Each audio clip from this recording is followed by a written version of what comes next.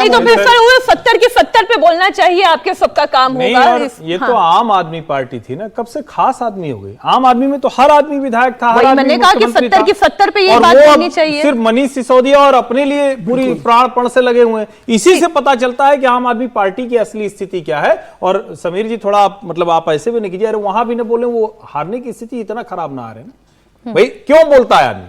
अगर किसी जगह पर जाकर कहना पड़ जाए मुख्यमंत्री को कि ये हमारे सेनापति हैं, छोटे भाई की तरह हैं, मैं इनको उप मुख्यमंत्री, एक फोन से काम होगा। अरे भाई एक फोन से दूसरों को काम क्यों नहीं? यही अरविंद केजरीवाल कहते थे ना, रिकॉर्ड करो वीडियो, मेरे पास ले आओ, मैं कार्रवाई करूं। सारे भाषण बदल गए 10 सालों में। देखिए हर्षवर्धन जी, जहां तक मैं जानता हूं, जंगपुरा की सीट जो मनीष सिसोदिया के लिए दी गई है, उसका कॉम्बिनेशन अगर देखें ना, वोटर्स का कॉम्बिनेशन, तो उस लिहाज से इतना आसान नहीं है। स्ट्रांग है आम आदमी पार्टी, इतना आसान नहीं है कि मनीष सिसोदिया को बहुत आसानी से वहां पे हरा दिया जाए। यहां तक कि आप ये सोचिए कि जंगपुरा विधानसभा का एक वार्ड जो है वो दरियागंज का भी पड़ता है, मुस्लिम वाला, निजामुद्दीन का पूरा बेल्ट जो है, वो एक एरिया जो ऐसा माना जा रहा है कि वो आउटराइटली बीजेपी के सपोर्ट में है, वो लाजपत नगर का 1-2 वाला जो हिस्सा है, ये हिस्सा जो है, और इसके साथ साथ झुग्गी झोपड़ी का जो वोट है, जो ट्रेडिशनली आम आदमी पार्टी के साथ रहता है, ऐसा माना जा रहा है कि मारवा पहले से भी वहां पे जीत के आए। अच्छा, आपने झुग्गी बोला, मैं इसलिए ये बात कहीं मिस ना हो जाए। सर कह रहे हैं, बिल्कुल ठीक बात कह रहे हैं, मैं यही कह रहा हूं, Jangpura one of the most strongest seat है आम आदमी पार्टी की।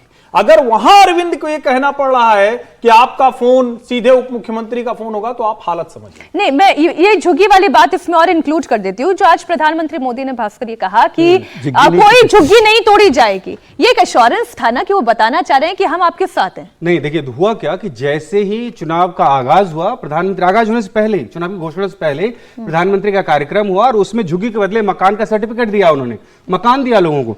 आम आदमी पार्टी ने इसके बाद इसको मुद्दा बना लिया कि आज 2, 4, 10 लोगों को मकान दे रहे हैं और सैकड़ों लोगों की झुग्गियां तोड़ेंगे।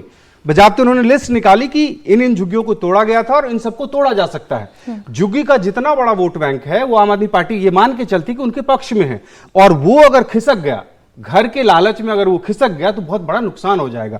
इसलिए आम आदमी पार्टी लगातार ये कह रही थी कि झुग्गियों को तोड़ रही है भारतीय जनता पार्टी, अलग अलग एजेंसियों का नाम लिया गया। अब उसको साधने के लिए प्रधानमंत्री मोदी जी ये कह रहे हैं कि किसी भी झुग्गी को नहीं तोड़ा जाएगा। ये सीधा सीधा अरविंद केजरीवाल और आम आदमी पार्टी की जो स्ट्रेटेजी है, उसका जवाब दे रहे थे प्रधानमंत्री। ये अब कुछ उन सीटों की बात कर लेते हैं। पटपरगंज पर हमने चर्चा की, कृष्णा नगर, गोंडा, रोहतास नगर, ये 3 सीटें। और देखिए पूर्वी दिल्ली ट्रेडिशनली पिछले दो विधानसभा चुनाव से देखें तो ये भारतीय जनता पार्टी के लिए मजबूत है, और मजबूत ऐसे नहीं होता। 2020 के विधानसभा चुनाव के टाइम में आपको याद होगा कि देश के गृह मंत्री जो अभी अमित शाह चुनाव प्रचार की शुरुआत कर रहे थे, डोर टू डोर कैंपेन कर रहे थे, ये सब इस दिल्ली में किया गया था। दिल्ली दंगे का असर हुआ था। इसकी वजह से पिछली बार रोहतास नगर हो, गोंडा हो, लक्ष्मी नगर हो, विश्वास नगर हो, ये सारी सीटें भारतीय जनता पार्टी जीती थी। और इस बार भी इन सीटों पे भारतीय जनता पार्टी की स्थिति मजबूत है। करावल नगर भी, जहां से कपिल मिश्रा चुनाव लड़ रहे हैं भारतीय जनता पार्टी के लिए। ये सारी सीटें जो है भारतीय जनता पार्टी ये मान के चल रही है कि उनकी स्थिति मजबूत है। एक गांधीनगर सीट वो, और इसी से जुड़ता हुआ एक और सवाल ये है कि कांग्रेस से भारतीय जनता पार्टी में जाने वाले वो नेता, जिसमें अरविंदर सिंह लवली हैं, राजकुमार चौहान हैं और नीरज बसोया हैं, इनकी क्या स्थिति दिखाई दे रही है? देखिए ये तीनों आम आदमी पार्टी के खिलाफ आज चुनाव लड़ रहे हैं। कांग्रेस के मजबूत नेता थे तीनों ही। अरविंदर सिंह लवली और राजकुमार चौहान दोनों शीला दीक्षित सरकार में मंत्री थे, और अरविंदर सिंह लवली तो शीला दीक्षित के ब्लू और व्हाइट बॉय हुआ करते थे, सबसे पसंदीदा चेहरा। कोई भी बड़ा काम करने हो लवली के करेंगे, खेड़ा जी और लवली। हाँ, और आज वो कांग्रेस में उनकी स्थिति ऐसी हो गई थी कि चुनाव नहीं जीत पा रहे थे, खुद को सम्मान नहीं मिल पा रहा था, भारतीय जनता पार्टी में आ गए। अरविंदर सिंह लवली की एक खासियत रही है, जब वो मंत्री भी थे, उनकी विधानसभा में वो बहुत काम करते थे और मैन टू मैन कॉन्टैक्ट बहुत अच्छा है। आज भी इसीलिए भारतीय जनता पार्टी ये मान के चल रही है कि लवली अगर खुद चुनाव लड़ेंगे तो विधानसभा चुनाव उनको नहीं हरा सकता कोई। हालांकि इस सीट पे भारतीय जनता पार्टी, गांधीनगर, हाँ 2020 में भी भारतीय जनता पार्टी जीती थी, अनिल वाजपेयी वहां से जीते थे। तो गांधीनगर इसलिए। राजकुमार चौहान को मंगोलपुरी से टिकट दी गई है। राजकुमार चौहान भी शीला दीक्षित के समय में मंत्री हुआ करते थे, पीडब्ल्यूडी मिनिस्टर भी थे। कॉमनवेल्थ गेम्स में जितना ये निर्माण का काम हुआ था, राजकुमार चौहान करवाते थे, हमने देखा है वो। राजकुमार चौहान 2 बार 3 बार लगातार चुनाव हारने के बाद इस बार उनकी स्थिति ऐसी है कि पार्टी मान रही है, बीजेपी ये मान रही कि वो जीत रहे हैं वहां पे, ये जानते हुए कि राखी बिरलान को वहां से शिफ्ट करना पड़ा। राखी बिरलान वहां से मादीपुर चली गई और जो भारतीय आम आदमी पार्टी का कैंडिडेट है उसके मुकाबले ये मान रही है भारतीय जनता पार्टी कि राजकुमार चौहान वहां से जीत सकते हैं। एक चूंकि प्रधानमंत्री नरेंद्र मोदी जो अपने भाषणों में बोलते हैं वो बार बार कह रहे हैं कि हम आपको घर देंगे।